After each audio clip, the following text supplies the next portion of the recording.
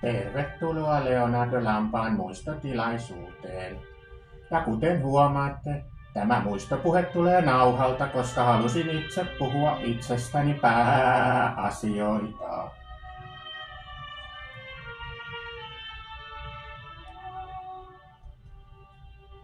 Leonardo Lammas, tuo lammaslauman ylivertainen kuningas ja päällikkö, muiden vihaama ja itsensä rakastama maatilan päämies.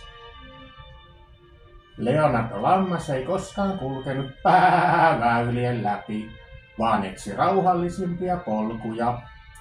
Leonardo Lampaan kohtaloksi osui Lammaslammelle saapunut vuosisadan hellekesä ja ilmastoinnin puute, jonka seurauksena sorkkansa päävirta kytkimeen sohaisseena Leonardo käristi itsensä hengiltä. Tai tarkemmin sanottuna Leonardo kuoli siihen, kun lakkasi hengittämättä.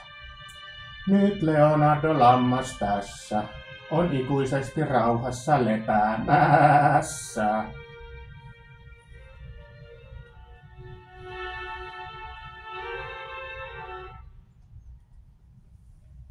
Miten Leonardo on pystynyt etukäteen nauhoittamaan tuon tietäen, että miten hän kuolee? Huijari! Nero! Imbesilli! Lampedamus! Lampero! Ennustaja! Tehdään sitä lampia!